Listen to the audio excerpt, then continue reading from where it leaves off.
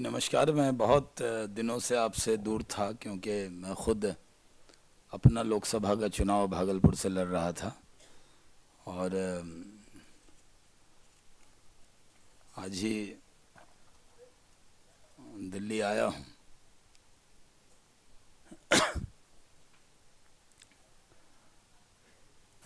देश में जिस तरह से चुनाव अभियान बढ़ रहा है और जो पोलिंग हो रही है, जिस तरह से लोग बूथ पर आकर मतदान कर रहे हैं, इससे कांग्रेस का और उनके एलाइज का फ्रस्ट्रेशन लेवल बढ़ रहा है। धीरे धीरे ये जानते हुए कि इस बार के चुनाव में कांग्रेस का जाना तय है और लोगों ने मन बना लिया है। हमारे कार्यकर्ताओं से ज़्यादा वोटर आगे है। कार्यकर्ता तो पूरे देश में मेहनत कर ही रहे हैं, लेकिन इस देश के मतदाता ने मन बना लिया है कि एक सीट की भी कमी नहीं होने देना है और 272 प्लस सीटें भारतीय जनता पार्टी को देना है। इसलिए जहां भी चुनाव हो रहा है, बड़ी तादाद में वोटर्स बूथ पर जाकर भारतीय जनता पार्टी को जिताने में मतदान कर रहे हैं। लेकिन जिस तरह से देश के आम आदमी में उत्साह है नरेंद्र भाई के प्रति, भारतीय जनता पार्टी के प्रति, उससे कांग्रेस बहुत निराश है और हताश भी हो गई है। और कांग्रेस का जो बयान आ रहा है वो जानबूझकर हताशा और निराशा उनके चेहरे पर दिख रही है और उनका बयान भी ये अंकित करता है कि वो हार स्वीकार कर चुके हैं। नरेंद्र भाई की बनारस में जिस तरह भीड़ उमड़ी है, पूरे देश ने उसको देखा है। कांग्रेस को जो देश के लोग हैं वो भी बाहर के लगते हैं। उस भीड़ को भी बाहर से मंगाई हुई भीड़ बता रही थी।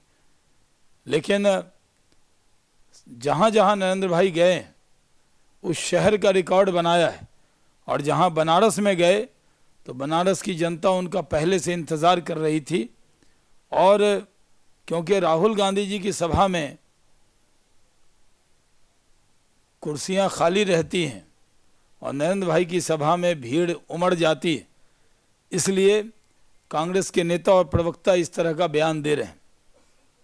अब पहले तो कांग्रेस के मंत्री आरोप लगाते थे तो उसको जनता ने गंभीरता से नहीं लिया। फिर दिग्विजय सिंह सरीखे नेता जब बोलते थे तो उसको जनता ने और बाद में मीडिया ने भी गंभीरता से लेना बंद कर दिया। उसके बाद राहुल गांधी जी की बात को भी लोगों ने गंभीरता से लेना बंद कर दिया है। सोनिया जी वही पुराना भाषण बार बार पढ़ देती हैं।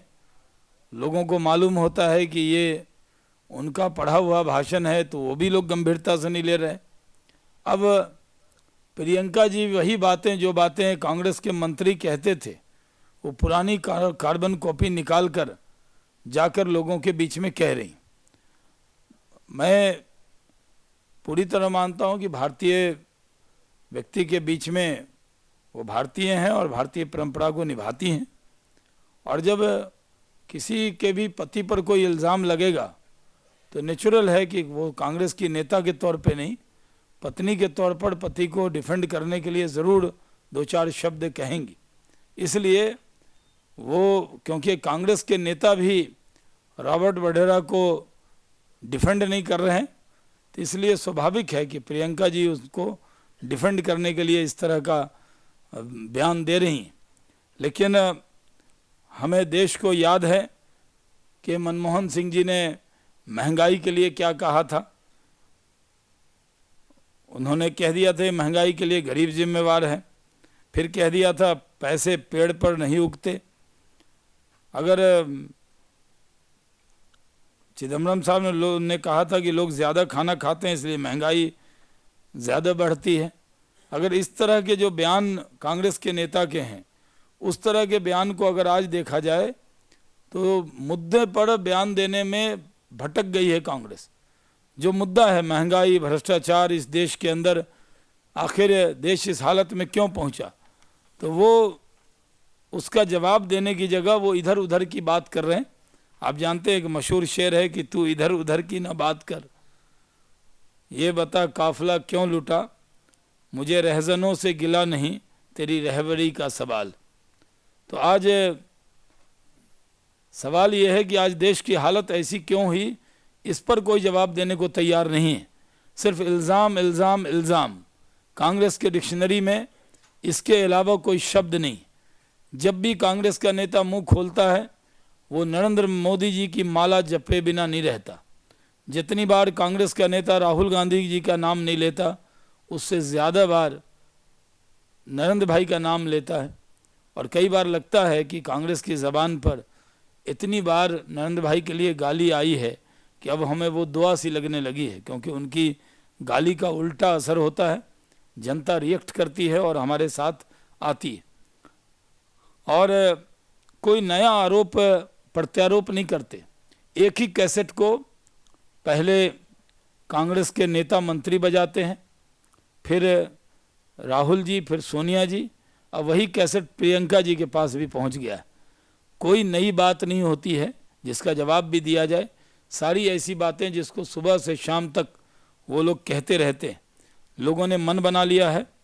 लोगों ने इस बार जिस तरह की स्थिति देखी है, मैं खुद चुनाव लड़कर आया हूँ, मैंने 6ठा लोकसभा का चुनाव लड़ा है, लेकिन मैंने इतना उत्साह कभी वोटरों में, मतदाता में कभी नहीं देखा जिस तरह का उत्साह इस बार दिखा है। लोग तैयार हैं, मतदाता तैयार है, देश की जनता तैयार है। सिर्फ कांग्रेस को अब चाहिए कि शालीनता से हार स्वीकार करनी चाहिए, और अगर हार सामने दिख रही है तो शालीन रहना चाहिए, न कि इल्ज़ाम तराशी पर उतर जाना चाहिए। उनके कोई भी आरोप ऐसे नहीं होते जिसका जवाब दिया जाए। हम ये ज़रूर समझते हैं कि जो काले धन पर भारतीय जनता पार्टी की मांग है उस पर चिट्ठियां आने लगी हैं, लेकिन उम्मीद है कि जब नरेंद्र भाई प्रधानमंत्री बनेंगे, बीजेपी की सरकार बनेगी, तो हम लोग काला धन देश में वापस भी लाएंगे, और किन लोगों के काला धन वहाँ पड़े हैं बैंक में वो भी देश की जनता को बताएंगे। बहुत बहुत धन्यवाद।